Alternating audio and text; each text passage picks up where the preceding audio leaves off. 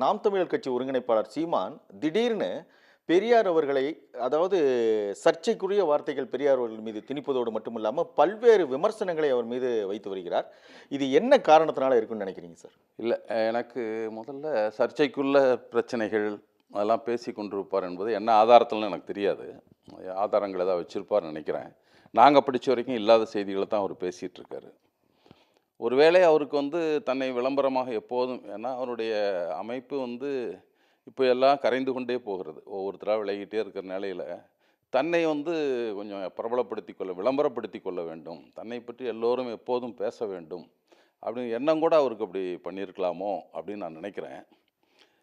ஆனால் அது என்ன செய்திகளை சொல்கிறார்ன்ற வச்சுக்கிட்டு நம்ம அதற்கான மறுமொழிகளை சொல்ல முடியும். ஆனால் பெரியாராக இருக்கட்டும், யாராக இருக்கட்டும், விமர்சனத்துக்கு அப்பாற்பட்டவர்கள் யாரும் இல்லை, தாராளமாக பண்ணலாம். ஆதாரம் இருந்தால் அது குறித்து சொல்லலாம், அது குறித்து விமர்சனம் செய்யலாம். விமர்சிப்பது என்பது வேறு, தூற்றுவது என்பது வேறு. இவர் பேசுறதெல்லாம் தூற்றலாகத்தான் இருக்குது, அவதூறுகளாக தூற்றலாகத்தான் இருக்குதே தவிர அது ஒரு அறிவுபூர்வமான விவாதத்துக்கு முன்வைக்கிற ஒரு செய்தியாக இல்லை. திராவிட கொள்கையினே இவருக்கு என்னன்னு தெரியுமான்னு தெரியல. அது தத்துவமாக இருக்கிறது. என்ன தத்துவம் அது? ஜாதி ஒழிப்பு, பெண்ணுரிமை, தனித்தமிழ்நாடு, இதையெல்லாம் சேர்த்தது தான் அது பகுத்தறிவு. எல்லாம் சேர்த்தது தான் திராவிடம் என்ற சித்தாந்தமே தவிர இது ஒரு மனிதரை குறிப்பது, இனத்தை குறிப்பது ரெண்டாவது.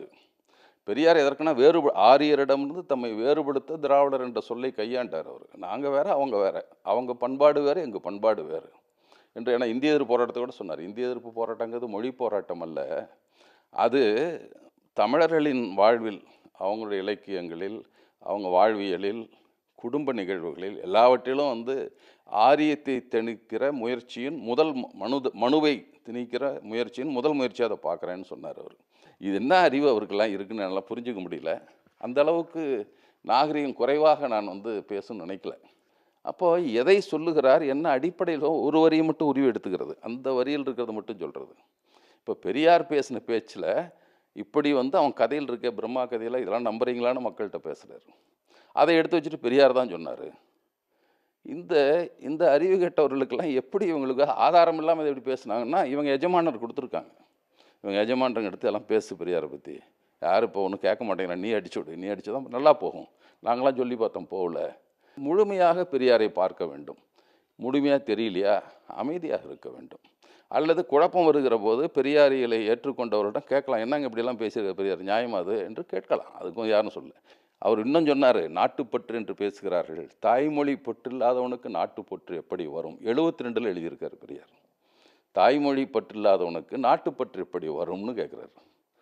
அப்போ மொழிப்பற்றுக்கு நாட்டுப்பற்றுக்கு தொடர்பு இருக்குது என்று சொல்லுகிற பெரியாரை இவங்க இந்த மாதிரி சொல்கிறதே ஆச்சரியமாக இருக்கிறது. இவங்களுடைய வாதங்கள் எல்லாமே அவ்வளவு மோசமாக இருக்கும். அரசியல், தமிழ்நாடு, எந்த அரசியல் நகர்வை பற்றியும் புரியாமல் இருக்கிற இந்திய எதிர்ப்பு போராட்டம். இப்போ இந்தியை சொல்கிறானே, என்ன பண்ணீங்க புதிய கல்விக் கொள்கை, என்ன போராட்டம் நடத்தினார், என்ன பண்ணார்?